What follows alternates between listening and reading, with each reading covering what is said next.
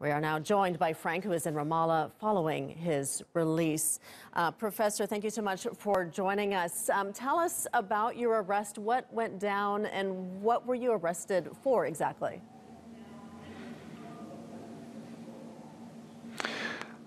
Yes, I joined peace activists in al-Ahmar, which is a Bedouin region. It was after the Israeli Supreme Court approved the destruction of the village and would in particular destroy a school that has been very well known to educate all the Bedouins in the community, which is a very rich culture. And so I went immediately to al-Ahmar from France, where I live. I got there in a day and have been there ever since, until one morning we heard a bulldozer rumbling along, and it was on the other side of the highway from the village. And I knew clearly what it was doing. It was clearing the way for the Bedouins to be installed there after forcefully being removed from their homes.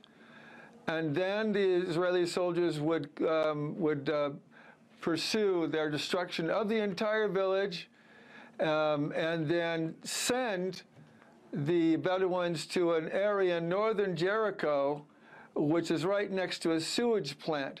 This is not just about the removal of people. It's about the systematic elimination of a culture. Moving these Bedouins, of course, they refused to go next to a sewage dump, would mean, especially in an area that's flooded a part-time of the year, would mean that they cannot herd. They cannot herd in the area, which in this contaminated area. So this basically situation in al-Ahmar is not different from other Bedouin villages, but these Bedouins came from Negev Desert. For people that don't know, it's in the southern part of Israel, and were moved out by force by the Israeli military and Professor? Replaced a lot by religious Jews. Professor, yes. You were arrested on Friday and released only just a few days later. Talk to us a little bit about what your treatment Yes. was like in detention, and why were you released so quickly, you think?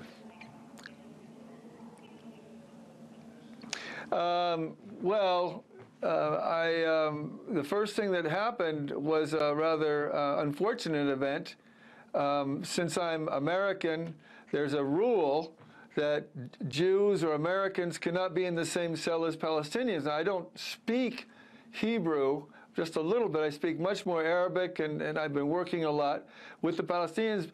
But the head of the prison put me in a cell with hardcore criminal Jews, and I made the mistake. I started talking. They all asked why I'm in, and I told them I was in al-Ahmar and working with Muslims. And before I knew it, I was being accused of supporting Al-Qaeda and Daesh, and they were hitting me. They injured me, and I pounded on the door.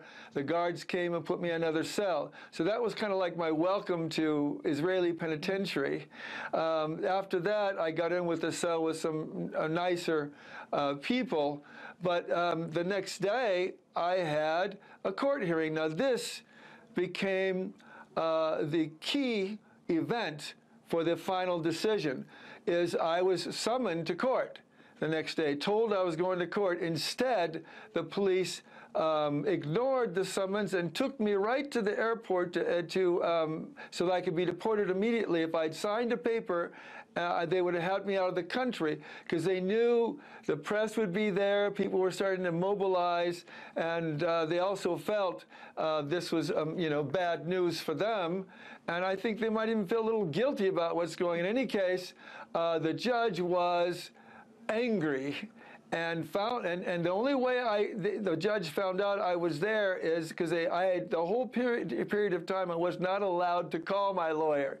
So there was a foreigner in the cell with me who had a cell phone, and I text my lawyer and my friend and told them I was in immigration court and jurisdiction, and the migration officers told me that the judge had already made her decision and I was to be deported, which was a lie. And so my lawyer showed the text to the judge. If I didn't have access to that phone, they would never have known where I was. So the judge immediately ordered the police to bring me back to court. And then after a few hours, and there was media there, a lot of support. Okay. I really thank all the people that were there. The judge ordered that I be released. All right, Frank Romano, thank you so much for joining us and talking to us about your experience.